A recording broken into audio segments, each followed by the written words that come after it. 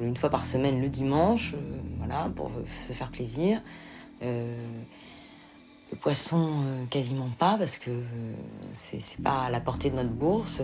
On parle souvent de nous comme de cette grande masse qui se rend au travail tous les jours, mais on ne fait pas grand-chose pour nous. On rentre dans un cercle vicieux. Et ce cercle vicieux, plus on travaille, plus on fait d'heures, et moins on est payé. 3 Français sur 4 s'inquiètent pour leur avenir. En Allemagne, le déclassement social fait peur à 1 personne sur 3.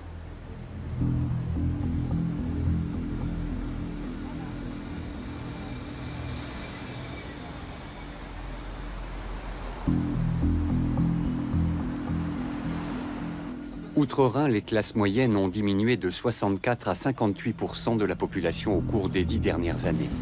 Près de 5 millions de personnes ont basculé dans les couches inférieures de la société. Les parents de jeunes enfants sont les plus touchés par ce déclin social. La réduction de la classe moyenne allemande va de pair avec un autre phénomène. Les conditions de vie au sein même de cette couche sociale divergent de plus en plus. Les classes moyennes deviennent de plus en plus inégales, et les antagonismes qui les divisent s'amplifient quant au niveau de vie, au statut ou à la réussite sociale. En France comme en Allemagne, les classes moyennes perdent confiance en l'avenir. Leurs difficultés sont multiples. La pénurie de logements à prix abordable, la précarité de l'emploi, le recul des aides de l'État et l'absence de perspectives professionnelles pour leurs enfants font monter la peur et la colère.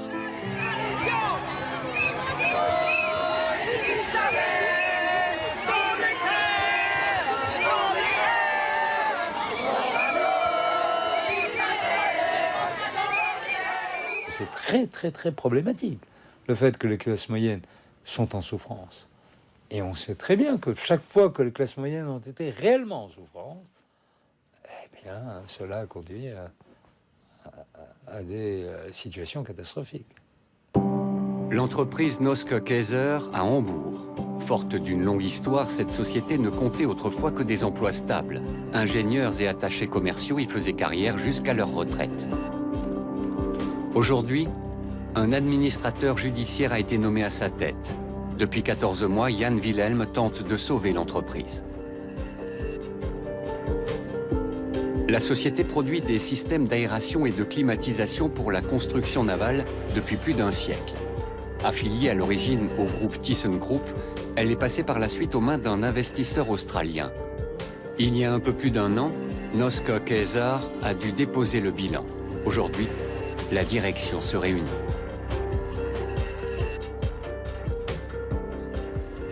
Il sera question de la réduction du personnel. Nous avons voulu et pu éviter cela pendant les 14 mois de ce dépôt de bilan, mais il faut à présent s'adapter à la nouvelle donne. Les discussions ne seront pas faciles, c'est évident, et elles seront très embarrassantes pour tout le monde. On ne peut pas s'y soustraire.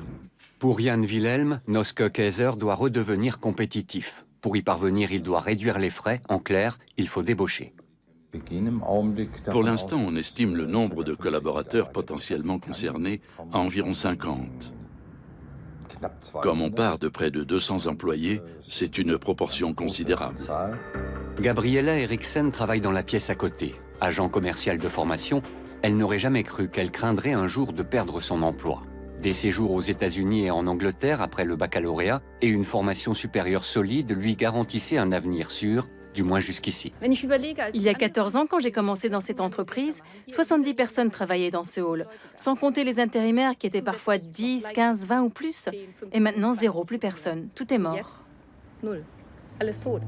Le nombre d'ouvriers non qualifiés a été considérablement réduit. À présent, les techniciens supérieurs, qui font partie de la classe moyenne, sont touchés à leur tour. Des projets de vie s'écroulent. C'est ma vie dans sa globalité qui en pâtirait. Si je perdais mon emploi ici, ma vie privée en serait affectée, forcément.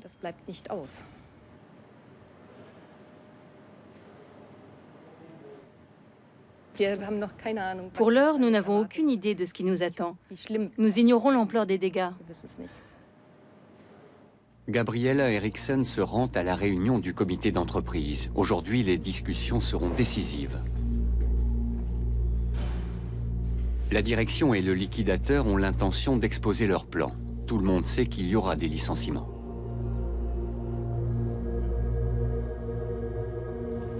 Reste à savoir combien d'emplois seront supprimés et qui sera touché. Malgré la conjoncture menaçante, les affaires doivent tourner. Depuis des mois, les employés vivent dans la crainte d'être licenciés prochainement. Le climat de sécurité qui autrefois allait de soi s'est envolé depuis belle lurette. Aujourd'hui, tout le monde est à la merci des fluctuations du marché et de la concurrence globale. Cette évolution a été progressive. Au début, ça a chuté lentement, l'économie s'est dégradée, nous avons eu moins de contrats, mais c'est surtout au cours des 3 dernières années que ça a dégringolé. À mon âge, 50 ans, il n'est pas si facile de retrouver un emploi.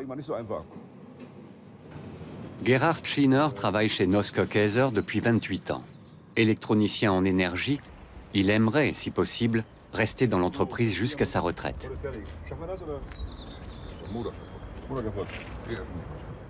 Les discussions entre la direction et les délégués du personnel ont duré 2 heures sans résultat concret. Le secrétaire du comité d'entreprise, Norbert Friedrichs, a toujours défendu les valeurs du travail, mais depuis quelque temps, sa vision du monde en a pris un sérieux coup. Autrefois, on disait que l'effort était récompensé, mais de nos jours, on ne sait plus très bien ce que ça signifie ici. Je défends cette entreprise et j'y tiens de tout cœur. J'étais et je suis toujours capable de presque tout pour le succès de cette entreprise. Mais autrefois, j'aurais dit que je ferais tout pour cette entreprise. C'est donc vraiment un coup dur. L'effort comme gage de réussite. Autrefois, les classes moyennes se fiaient à cette idée. Aujourd'hui, ils sont nombreux à vivre le contraire, et pas seulement dans l'entreprise Noske Kaiser. L'évolution globale de la société est finalement la même dans toute l'Europe. Et dans le fond, toutes les sociétés européennes sont confrontées à des problèmes similaires. Le 16e arrondissement de Paris compte parmi les quartiers les plus huppés de la capitale. Mais la crise ne l'a pas épargné.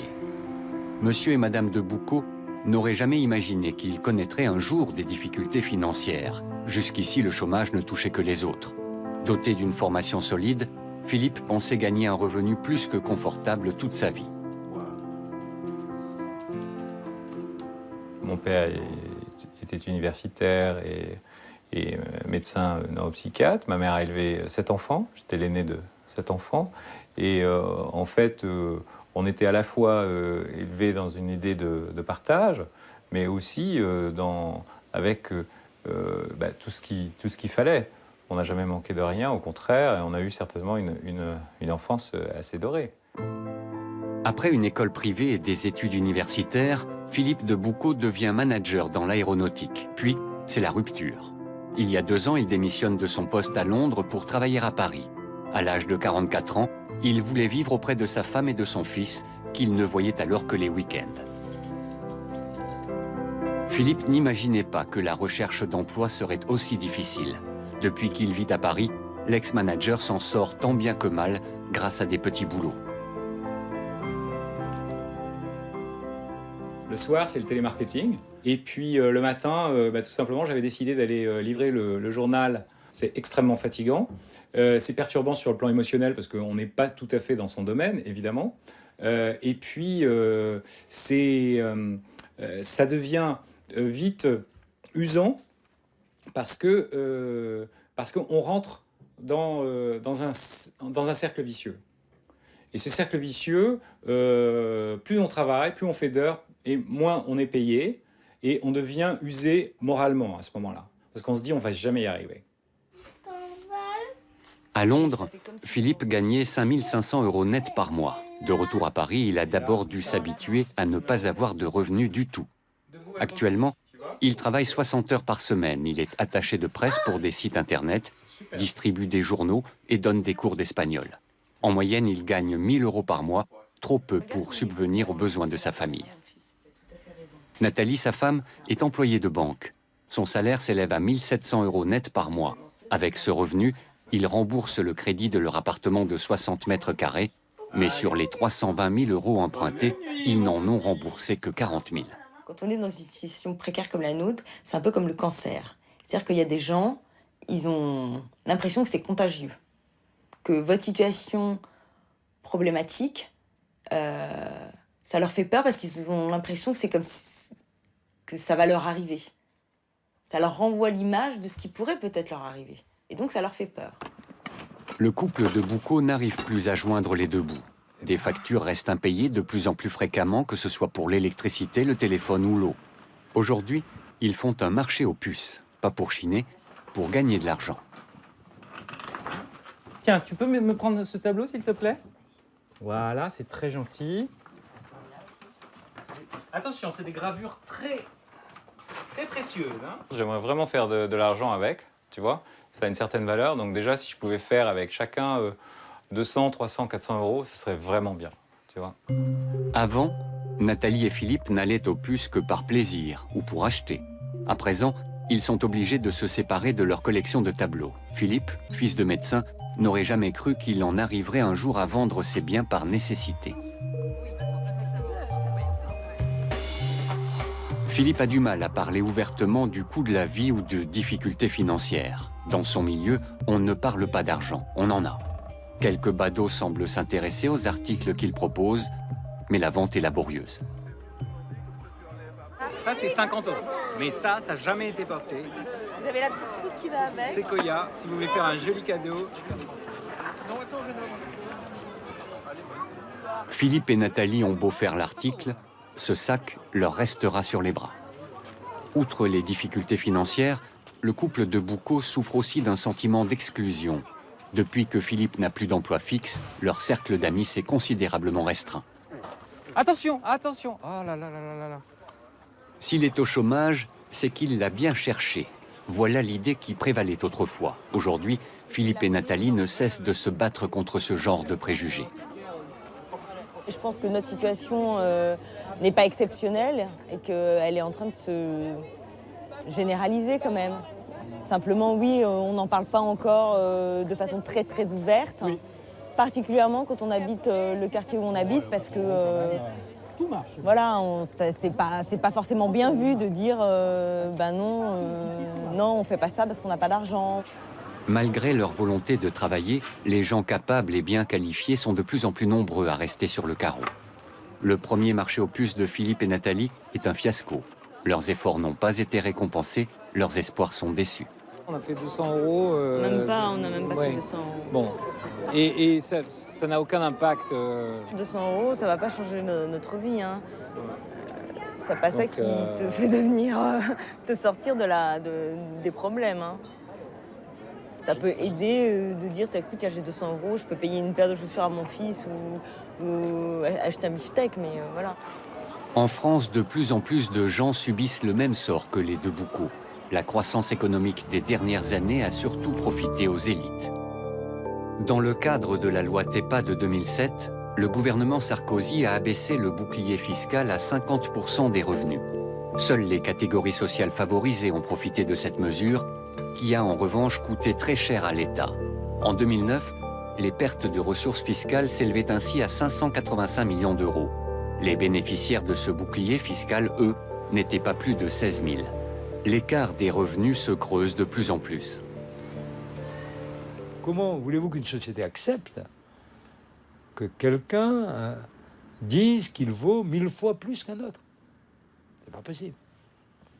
D'accord, vous valez 2 fois, 3 fois plus que moi, c'est possible. Mais 1000 fois plus. Pourquoi vous gagnez 1000 fois plus que moi?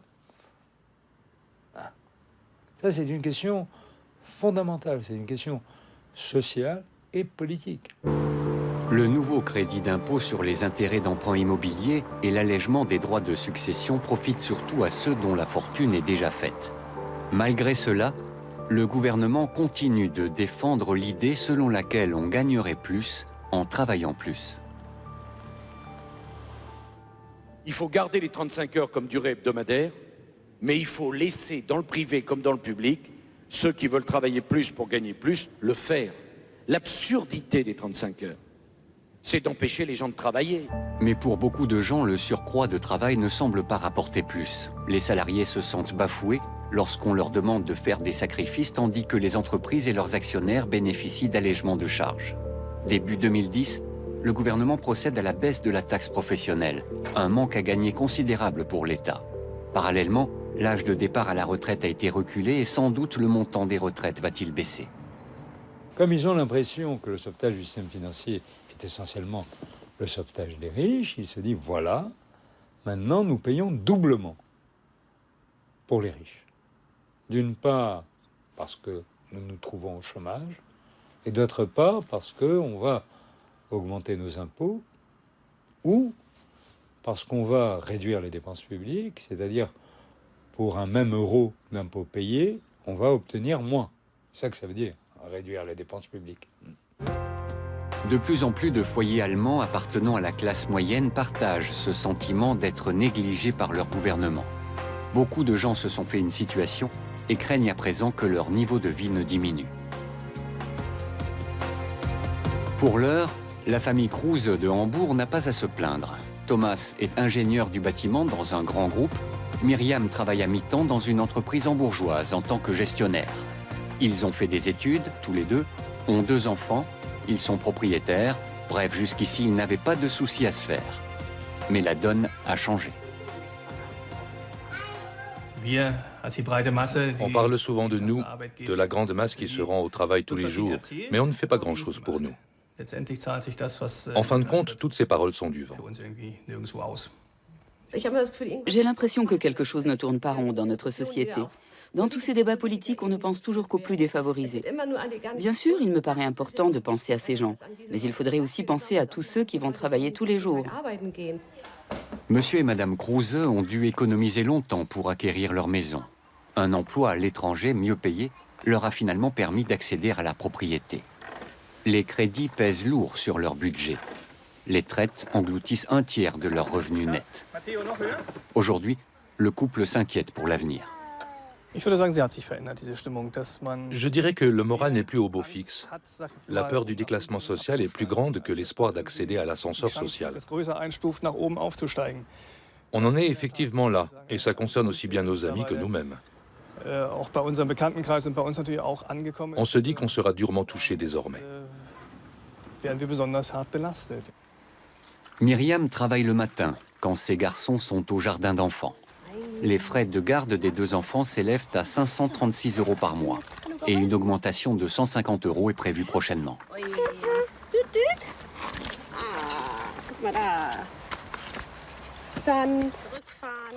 Myriam et Thomas payent 1 600 € d'impôts par mois, suffisamment à leur sens pour que les frais de garde y soient compris. Les politiciens répètent sans cesse qu'ils soutiennent la classe moyenne, que le brut doit générer plus de net, qu'ils soutiennent les familles, qui font d'ailleurs souvent partie de la classe moyenne. Mais j'ai le sentiment qu'il ne s'agit que de paroles en l'air. À Hambourg, près de 2000 personnes ont manifesté pour protester contre l'augmentation des frais de garderie. Ce genre de rassemblement relève d'un phénomène récent. Il révèle que certains pans de la classe moyenne sont en train de s'organiser, même s'ils n'ont pas de conscience de classe au sens traditionnel du terme.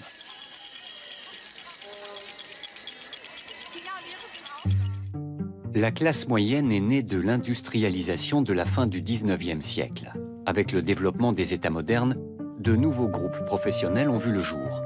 Les bureaucrates, les techniciens, les ingénieurs et les artisans qui n'appartenaient ni au prolétariat ni à la classe capitaliste.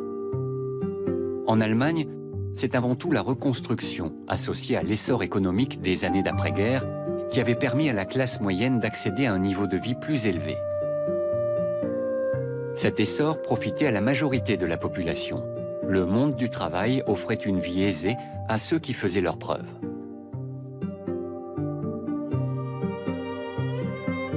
En France, la classe moyenne a surtout prospéré pendant les 30 glorieuses, entre 1945 et 1975.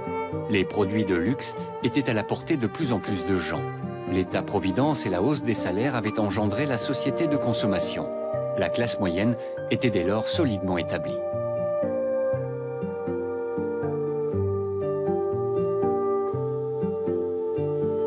Si l'on prend le revenu pour seul critère, la classe moyenne regroupe actuellement tous ceux qui gagnent entre 75 et 150% du revenu moyen. Pour un couple avec 2 enfants, cela représente entre 2 250 et 4 900 € net par mois. Mais de nombreux experts réfutent cette définition qui ne tient compte que des revenus. Les classes moyennes, pour moi, ne représentent pas un concept statique.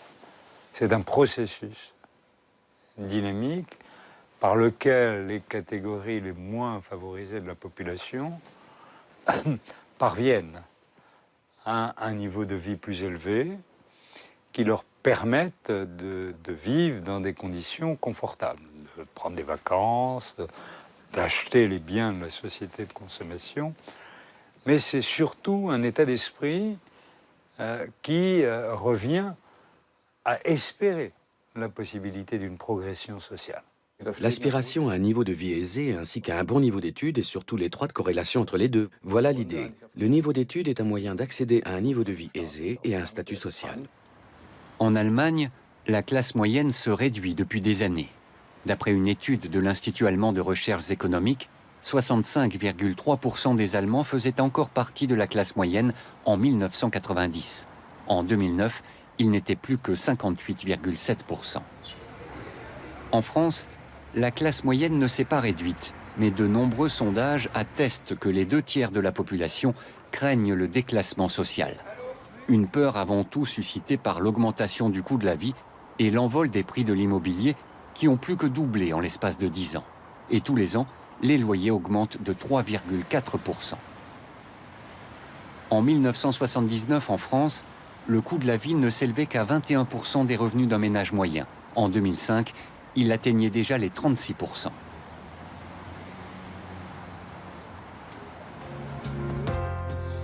À Hambourg, peu de familles ont les moyens d'accéder à la propriété. Là aussi, les prix de l'immobilier sont prohibitifs. Thomas et Myriam ont longtemps économisé pour leur maison. Chaque augmentation du coût de la vie les frappe durement. Tu veux bien relire pour voir si on peut écrire ça comme ça ou s'il vaut mieux reformuler quelque chose? Prochainement, les Kruse devront payer 150 € de plus pour la garde de leurs enfants, de l'argent qu'ils n'ont pas. Pour exprimer leur colère, ils adressent une lettre de protestation au Sénat de Hambourg. Dans tous les secteurs de l'éducation, des tout-petits jusqu'aux adultes, on fait des économies. Parce que ce n'est pas une contre-valeur tangible.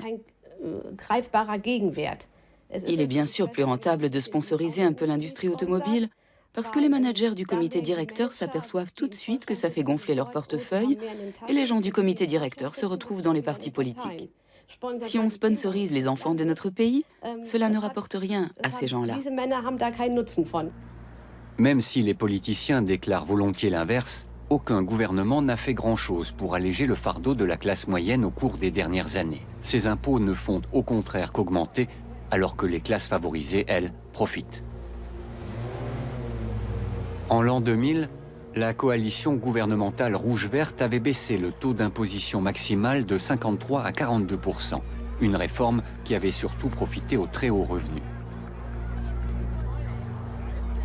D'après un calcul de l'Association allemande des contribuables, les impôts sur les revenus moyens ont grimpé au cours des 20 dernières années.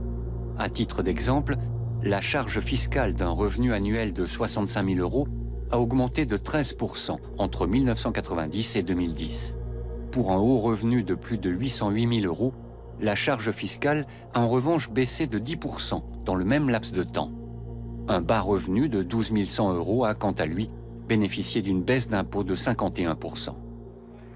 Ces chiffres laissent perplexe quand on sait que la plupart des politiciens, de droite comme de gauche, attachent beaucoup d'importance à la classe moyenne. Elle représente en effet la majorité des électeurs, en France comme en Allemagne.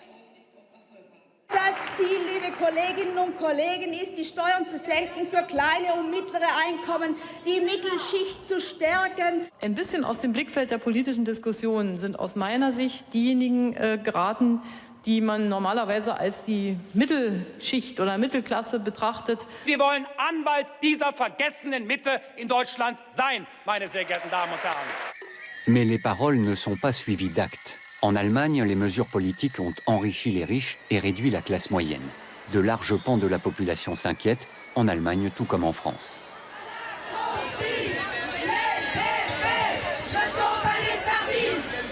À cela s'ajoutent les pertes d'emplois qui touchent là encore de plus en plus les classes moyennes. Dans le cadre de son redressement judiciaire, la société Noske Kaiser de Hambourg va devoir supprimer 50 postes dans les semaines à venir. Il y a encore quelques années, Aucun employé de l'entreprise n'aurait imaginé que sa carrière pouvait tourner court aussi subitement. Depuis plus d'un siècle, la société produit des systèmes d'aération et de climatisation pour la construction navale. Un secteur sûr, garant de stabilité. Mais aujourd'hui, le spectre du chômage frappe aussi à cette porte. Gabriella Eriksen travaille ici depuis 14 ans. Le dépôt de bilan l'a obligée à troquer son poste d'agent commercial contre celui de secrétaire de direction. Mais à présent, c'est le chômage qu'elle craint. On ne sait pas aujourd'hui si la porte s'ouvrira encore demain. Si le badge qui nous permet d'entrer bipera et ouvrira la porte. En ce moment, ça va de nouveau un peu mieux. Mais il y a eu des périodes où je me disais, demain, quand j'irai au travail, la porte ne s'ouvrira peut-être plus. Avec la crise, la célibataire Gabriella Eriksen s'est aperçue, comme beaucoup d'autres, de la fragilité de sa situation. J'aimerais beaucoup retrouver un emploi que je serais sûre de garder jusqu'à l'année suivante, et pas seulement jusqu'au lendemain. Simplement pour retrouver un sentiment de sécurité, parce que je serais assurée de toucher mon salaire le mois suivant et de pouvoir payer mon hypothèque. La nouvelle direction doit à la fois décrocher de nouveaux contrats et licencier des collaborateurs. Detlef Schulz, qui participe à cette galère depuis 10 mois, est chargé de redresser la barre de l'entreprise. La crise actuelle exige des sacrifices, car il faut réajuster nos capacités de production. Il y a moins de travail, et seuls les meilleurs se verront confier ce travail. Il faut s'engager dans cette voie, et nous le ferons. Autrefois, la crainte de perdre son emploi touchait essentiellement les ouvriers, qualifiés ou non. À présent, même les ingénieurs de haut niveau sont concernés. À Hambourg, 838 entreprises ont déposé leur bilan au cours de l'année 2009, soit près de 200 de plus que l'année précédente. Les chantiers navals, un secteur économique essentiel pour la ville hanséatique, sont particulièrement touchés par la crise. Aujourd'hui, plus personne n'est à l'abri du chômage. Même une embauche au sein d'une entreprise bien implantée comme Noske Kaiser n'implique plus automatiquement la sécurité de l'emploi. Quand de plus en plus de secteurs d'emploi sont tronqués, cela touche d'abord les classes moyennes et ensuite les classes supérieures ou inférieures. Les gens qui sont le plus durement touchés font partie de la couche moyenne de la société. Norbert Friedrichs a débuté chez Noske Kaiser il y a 43 ans. À l'époque, le nom de cette entreprise était synonyme d'innovation, d'ascension sociale et de sécurité de l'emploi. Mais les choses ont changé. Le délégué du personnel constate que la mentalité des employés n'est plus la même. Je crois que l'identification avec l'entreprise n'est plus la même chez les jeunes employés, si je la compare à celle, disons, de ma génération. Ils voient ça comme un boulot, un moyen de subsistance, et je les entends rarement dire « mon entreprise ». L'expression « je fais mon boulot » plutôt que « je fais mon travail » est symptomatique de cette évolution. L'entreprise est perçue comme un employeur intérimaire. Les traditions se perdent.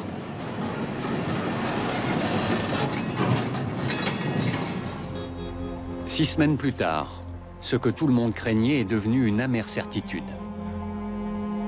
Le personnel de Noske Kaiser se réunit en assemblée générale.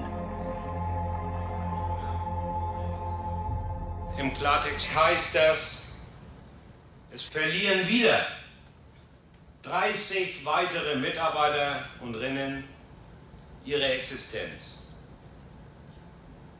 Und das macht mich, wie auch in 2005, in 2008, doch sehr betroffen.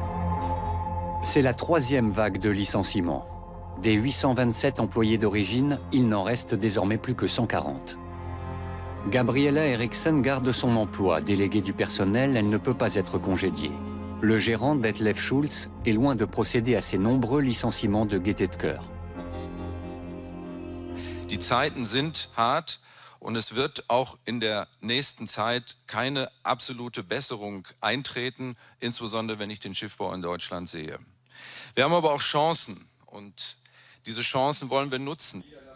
Bien que les perspectives d'avenir soient plutôt sombres, le mandataire liquidateur Jan Wilhelm s'efforce de motiver le personnel. Es kann nicht sein, dass irgendein Wettbewerber links und rechts an uns vorbeigeht. Wir sollten es schaffen. Alles Gute. La direction de l'entreprise a beau afficher un semblant d'optimisme, pour les employés, l'heure est grave. Chacun se demande s'il figure sur la liste des futurs licenciés. Une fois de plus, la peur du déclassement hante les esprits. Je n'ai plus beaucoup d'espoir. De mon point de vue, on est sur la pente descendante. Vu la manière dont ça s'est passé au cours des dernières années, ça ne peut qu'empirer. Il s'agit de notre gagne-pain et à mon avis, c'est ça le plus grave. L'incertitude quant à l'avenir existe aussi dans le 16e arrondissement de Paris. La famille de Boucou habite dans cet immeuble.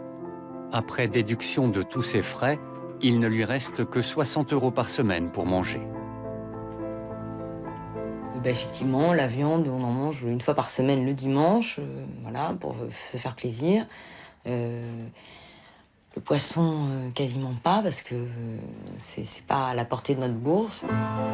Au cours des 2 dernières années, le couple n'a cessé de se restreindre dans ses dépenses. Avant, ils achetaient la viande chez le boucher et les légumes chez le marchand de primeur. Cela allait de soi. Mais cette époque est révolue.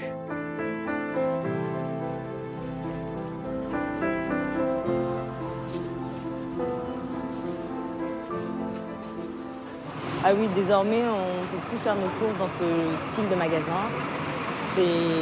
Ça n'est plus dans nos moyens, c'est plus abordable pour nous, donc on a dû revoir notre façon d'acheter, notre façon de consommer.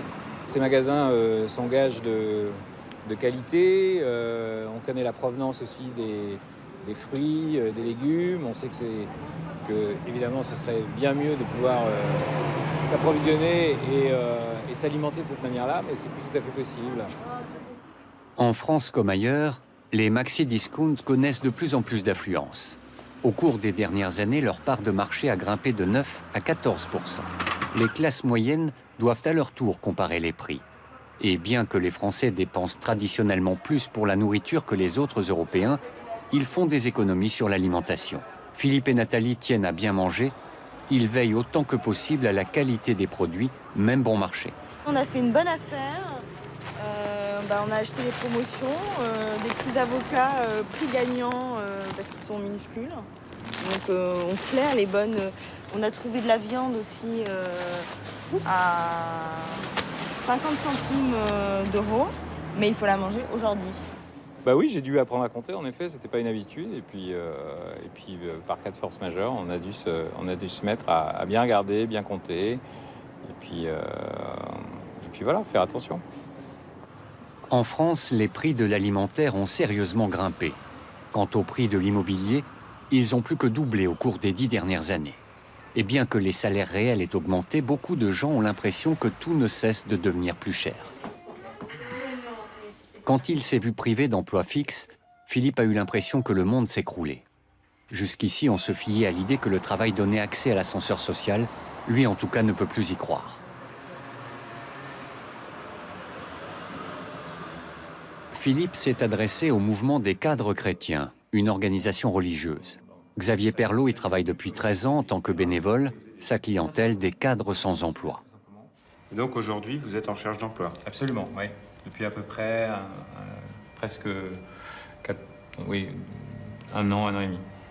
Et du fait de cette recherche, quelle est la difficulté? Qu'est-ce que vous rencontrez comme difficulté? Il a fallu que je travaille et que je fasse autre chose que ce que j'avais l'habitude de faire. Je suis rentré dans une dynamique de petits jobs et qui n'était jamais suffisant parce que c'est jamais suffisamment payé. Et je suis tombé dans un espèce de cercle vicieux où je me suis essoufflé à la fois physiquement et moralement. Habitué jusqu'alors à jouir de la stabilité sociale et à planifier son avenir, la classe moyenne découvre la précarité avec beaucoup d'anxiété. En France, les cadres comme Philippe sont nombreux à se sentir délaissés. 88% d'entre eux pensent que la situation des employés va se dégrader, 21% se disent frustrés. Donc les difficultés que vous exposez là, que vous venez d'exposer, on les connaît bien. Un cadre, par définition, en France, ça n'était pas au chômage. C'est quelqu'un qui ne perdait jamais son emploi, ou alors il avait fait une faute grave dans l'entreprise, il s'était très mal comporté. Philippe a l'intention de revenir ici régulièrement pour parler de ses problèmes. Il a renoué avec l'espoir de trouver un emploi stable prochainement et de se reprendre en main.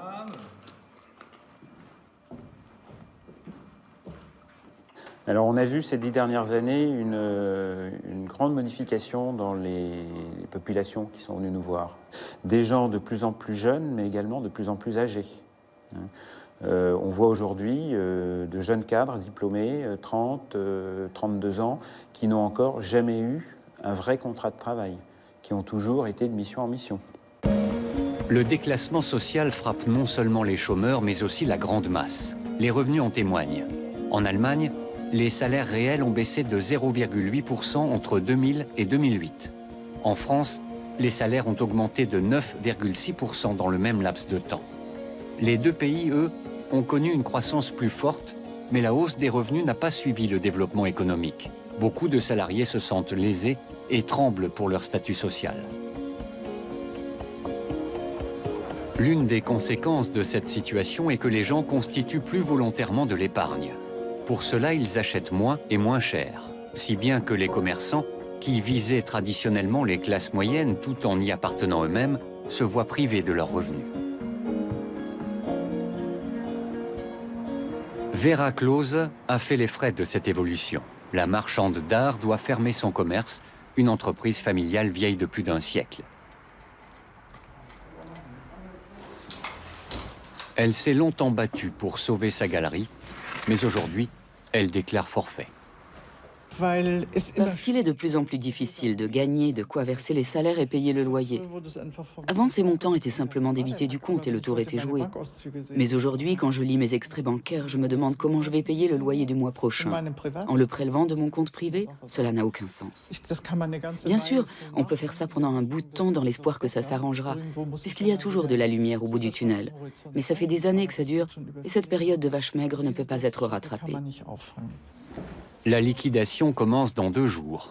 Vera Klose a invité 2000 personnes dans le but de tout vendre. La marchande d'art est secondée par Werner Schlüter, un spécialiste des liquidations de commerce. Bonjour. Bonjour, monsieur Schlüter. La crise a créé de nouveaux domaines d'activité. Werner Schlüter est conseiller en liquidation. Il assiste les commerçants dans la fermeture de leurs magasins. Le créneau est porteur, la clientèle de Werner Schlüter ne cesse d'augmenter. Il y a 10 ans, les commerçants procédaient généralement à la fermeture de leurs magasins parce qu'ils n'avaient pas de successeurs ou parce que leur implantation n'était plus aussi attractive qu'avant. Actuellement, la situation est complètement différente. La demande a baissé à tel point que les détaillants sont acculés à la fermeture. Waltraud Weinhold travaille à la Galerie Klose depuis 16 ans. Jusqu'au bout, elle a espéré que les affaires reprendraient, même si la crise était amorcée depuis longtemps. J'y ai pensé pour la première fois il y a 5 ans, en me disant qu'on allait bientôt avoir du mal à joindre les deux bouts. Il y a d'abord eu le passage à l'euro qui a provoqué une violente baisse des ventes. Et puis la crise économique a accentué cette baisse, qui se poursuit d'ailleurs toujours, parce que les gens ont tout simplement peur de se retrouver dans le besoin. Waltraud va se retrouver au chômage. À 60 ans, elle comptait travailler ici jusqu'à sa retraite. Trouver à mon âge un nouvel emploi dans ce secteur est totalement improbable. Le grand-père de Vera Klose avait fondé une fabrique de cadres il y a plus d'1 siècle. Puis il s'est mis à vendre des tableaux. Le commerce s'est ensuite transmis de génération en génération.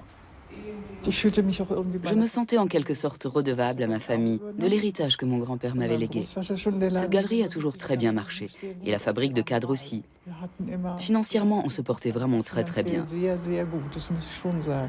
Et je n'aurais jamais imaginé que cette affaire qui avait nourri 3 générations allait s'arrêter avec moi. La marchande d'art va se défaire de sa galerie dans 1 mois. Vera Klose a grandi dans un faubourg de Hambourg. Elle y a toujours vécu. Un quartier bourgeois plutôt huppé. Mais derrière les belles façades, l'aisance n'est plus une évidence.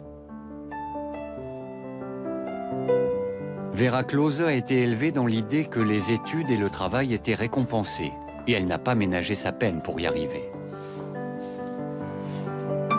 L'entreprise a été fondée par son grand-père en 1909. Jusqu'à il y a quelques années, tout marchait bien. Mais ces derniers mois, Vera Klose a dû payer ses employés de sa poche. Elle a appris à prendre ses responsabilités dès son plus jeune âge. J'ai grandi sous l'aile protectrice de mes parents et surtout sous l'aile de mon père, qui était très soucieux d'offrir une vie rassurante à sa famille et aux enfants. Il prenait toutes les précautions et il n'a eu aucun souci à se faire pour nous, jusque dans la mort. Il savait que nous possédions quelque chose qui nous nourrissait, qui nous plaisait, et il savait que nous étions heureux. Moi, quand je pense à mes enfants ou petits-enfants, je ne peux pas en dire autant. Je ne peux rien faire pour leur assurer une vie confortable. Ils se démènent comme des fous et se donnent du mal dès l'école, et je me dis, mais à quoi bon? Une citoyenne cultivée qui doute de l'utilité de l'éducation. Vera Klose regarde les photos des temps anciens avec nostalgie. Pour la marchande d'art, le zèle, les études et le travail étaient jusqu'ici des valeurs primordiales. Aujourd'hui, elle doute que ces valeurs soient encore honorées longtemps et se demande si ses descendants doivent suivre son exemple. Cela correspond également à la mentalité des classes moyennes qui louchent toujours un peu vers le bas en se demandant ce qui se passe dans les classes inférieures. En viendrait-il une quelconque menace qui pourrait mettre à mal leur confort ou chambouler leur statut social? Mais en même temps, elles louchent aussi vers le haut en se demandant comment réussir dans la vie et ce qu'il convient de faire pour y parvenir. Philippe de Boucault n'a pas ménagé sa peine pour réussir. Mais ces derniers mois, ses efforts lui paraissent vains. Il n'a fait qu'errer de petit boulot en petit boulot. Entre-temps, sa situation s'est un peu améliorée. Le manager de 44 ans n'a certes toujours pas trouvé de CDI, mais il donne des cours à l'université 2 fois par semaine et parvient à arrondir ses revenus grâce à de nombreuses petites missions. L'une d'elles consiste à gérer les relations publiques d'une galerie qui a misé sur Philippe pour élargir sa clientèle. Une fois de plus, il ne s'agit que d'un contrat à durée déterminée, mais Philippe ne se plaint pas, mieux vaut ça que rien du tout. Ma problématique à moi, c'est pas la somme en elle-même, c'est d'avoir un horizon. Et pour moi, mon horizon, il est assez limité, parce que dans quelques mois, il faudra que je me retrouve à renégocier avec quasiment tous mes clients. Les phases de chômage ou de petits boulots par-ci par-là se multiplient. La plupart des gens ont cependant plus de mal à s'adapter aux nouvelles circonstances que Philippe, qui en tant que manager a l'habitude d'affronter ces problèmes. Nathalie, sa femme, espère que leur fils connaîtra un avenir meilleur que le leur. Les enfants des classes moyennes ont toujours été mieux qualifiés que leurs parents. Les parents de Boucault s'appliquent à leur tour à poser les jalons d'un parcours sans faute. En espérant qu'elle va évoluer et qu'on pourra l'aider, enfin lui payer des études. Mais effectivement, si je prends notre situation à l'heure actuelle, si elle est la même dans 10 ou 15 ans, là ce sera très problématique parce qu'on n'aura pas les moyens de lui payer des études, on n'aura pas les moyens de lui mettre le pied à l'étrier pour commencer dans la vie, enfin de faire ce que font la plupart des parents. Mais la valeur de l'éducation semble se déprécier. Pour les parents, le constat est amer.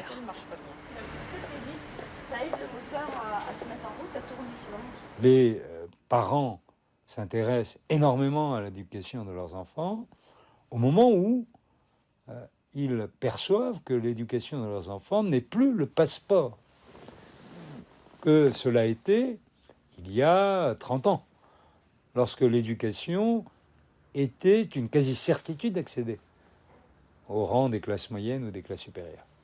Ce n'est plus le cas aujourd'hui.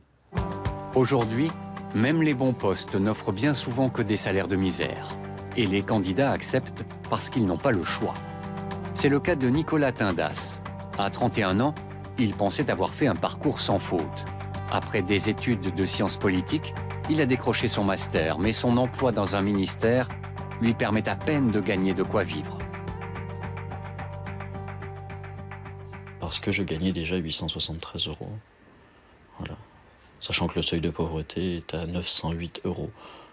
Donc j'étais en dessous du seuil de pauvreté. En plus de son salaire, Nicolas perçoit 600 € d'aide sociale pour couvrir ses frais courants. À son âge, son père avait déjà fondé une famille, une perspective inconcevable pour Nicolas. À mon âge, ma mère avait 30 ans et moi j'avais 10 ans déjà. Voilà. Et mon père était médecin déjà, il gagnait sa vie, ils avaient une maison depuis plusieurs années. Voilà, et ben moi, je suis célibataire et j'ai un appartement de 20 mètres carrés que je loue. En France, bon nombre de jeunes diplômés sont logés à la même enseigne que Nicolas. Comme tout le monde est de mieux en mieux formé, la concurrence se durcit et comprime les salaires, même pour les diplômés parlant plusieurs langues, titulaires d'un double cursus universitaire. Les entreprises peuvent choisir leurs employés dans la masse des diplômés de l'enseignement supérieur sans être obligées de s'engager envers eux sur le long terme. Il y a de la frustration parce que de manière générale, on sait que à la fin du contrat, on ne sait pas ce qui se passe. On peut être prolongé, on peut être renvoyé et se retrouver au chômage. Et on a vraiment une incertitude complète par rapport à ça. Donc là, c'est ce que je disais tout à l'heure, on a deux attitudes. Soit on travaille quand même en espérant que le contrat sera prolongé, soit on n'est pas motivé et on fait le minimum. Nicolas travaille dans un ministère mais préfère ne pas le nommer, par peur de perdre son emploi. À l'instar de Nicolas, de nombreux jeunes décrochent leur premier CDI de plus en plus tard, si toutefois ils ont cette chance. Et les études, même poussées, ne les mettent pas forcément à l'abri du chômage. En France, le nombre de diplômés de l'enseignement supérieur est passé de 35 à 60% entre 1980 et 2008. Mais le taux de chômage des jeunes n'a pas pour autant baissé de façon significative. Malgré leur qualification, ils ont de plus en plus de mal à trouver du travail. Nicolas prend sa pause déjeuner dans un parc, il ne peut pas se payer le restaurant et la cantine du ministère n'est plus subventionnée. Cela dit, pas pour tout le monde. Théoriquement, les prix sont indexés sur les niveaux des salaires. Et en faisant des petites recherches auprès de mes collègues, je me suis rendu compte que c'était beaucoup plus compliqué que ça. Je me suis rendu compte, par exemple, que je payais plus cher que certains de mes supérieurs hiérarchiques.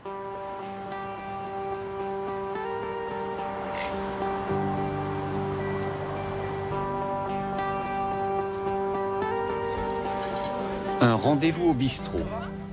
Pour Nicolas et ses amis, c'est un luxe. En général, ils sont trop occupés à essayer de garder la tête hors de l'eau, de stage en stage, de petit boulot en petit boulot, dans l'espoir de dégoter un beau jour un emploi stable. J'en suis quand même à mon 4e contrat depuis novembre. Et le 7 mai, j'ai signé un nouveau contrat qui va jusqu'au 31 décembre. Et après le 31 décembre? Ah ben ça, je sais pas. L'angoisse de l'avenir et l'idée de ne jamais parvenir à ce qui allait de soi pour leurs parents marquent l'état d'esprit de la jeunesse des classes moyennes. Quand on voit les postes qu'on nous présente, c'est pas du tout le salaire auquel on peut s'attendre après avoir fait 5, 6, 8, 10 ans d'études. Moi, dans 10 ans, je sais pas ce que je fais, je sais pas ce qui se passera, je sais pas, j'en ai aucune idée. J'en ai aucune idée. Entre-temps, Nicolas a trouvé un emploi mieux rétribué. Il gagne 2 200 € par mois. Mais il sera de nouveau au chômage dans 6 mois quand son contrat prendra fin. La démocratie ne supporte pas les trop graves inégalités. La démocratie est un système qui est fondé sur le suffrage universel, c'est-à-dire sur l'égalité entre les personnes. Et si le système produit de l'inégalité, il y a un moment où la démocratie va se trouver en difficulté. Nicolas et ses amis ont dû se faire à l'idée qu'ils ne valaient pas grand-chose par rapport à ce qu'un manager était en droit d'exiger. Et ils se sont aperçus que les chances d'accéder à l'ascenseur social étaient bien minces. Ils sont jeunes et ont le sentiment d'être rejetés par tout le monde. Vera Klose est déçue par la politique. Elle aussi se sent abandonnée des pouvoirs publics. La liquidation de sa galerie commence aujourd'hui. Dans un mois, la marchande d'art de Hambourg fermera boutique. Autrefois, sa galerie était une adresse prestigieuse. À présent, les tableaux sont empilés pour être bradés. J'ai un peu l'impression d'être sur un marché aux puces. D'accord, ça ne manque pas d'originalité, mais ça ne s'accorde pas bien avec nos locaux. Les puces, c'est les puces. C'est complètement autre chose. Et les transposer ici me met très mal à l'aise. Je me sens étrangère. Vera Klose touchera une retraite confortable. Mais de voir sonner le glas d'une affaire qui se transmet depuis 3 générations la remplit de tristesse. Schön gemacht. Stellen Sie es ruhig an die Ecke, dann haben Sie ein bisschen Abstand dazu. Das Fotorealismus. Ja, ist aber hübsch gesehen. Son mari, le sculpteur Georg Engst, en veut à la politique. Notre déception est énorme, parce que c'est toute notre vie. Pour Madame Klose, c'est même une fortune familiale qui s'envole. En effet, ça a coûté une fortune. Elle ne s'est pas contentée de s'engager au point de ne plus pouvoir endormir la nuit. Et les politiciens ont pour seul commentaire ce qu'un homme politique m'a dit l'autre jour, à savoir, c'est une question de gestion. Quand la démocratie chrétienne perdra les élections, moi aussi je dirais, c'est une question de gestion. À Hambourg, la galerie Klose était une véritable institution dans le milieu de l'art. Les clients sont désemparés. C'est une tragédie. Il n'y a pas de mots pour décrire ça. Comment est-ce possible? Comment peut-on renoncer à cela après 102 ans d'existence? Notre marchand de livres anciens a fermé. D'autres beaux magasins ont disparu un peu plus haut, dont un autre magasin de tableaux juste en face. Je ne reconnais plus ma ville, alors que je suis hambourgeoise. Malgré l'indignation, les clients ne profitent pas de l'aubaine. On ne dépense que pour une bonne affaire. Les gens n'ont plus l'argent aussi facile qu'autrefois.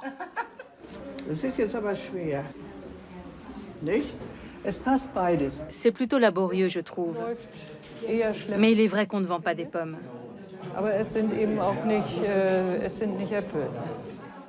Aujourd'hui, Vera Klose vendra beaucoup de cadres, mais seulement quelques tableaux. Le temps presse, la boutique ferme dans 1 mois et tout doit avoir disparu.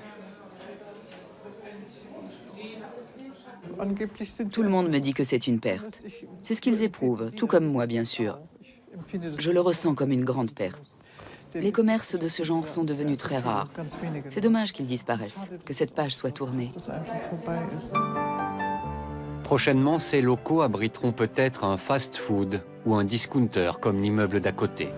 Ce qui est sûr, c'est qu'une part de la culture hambourgeoise est définitivement perdue. Les temps changent, surtout pour les classes moyennes.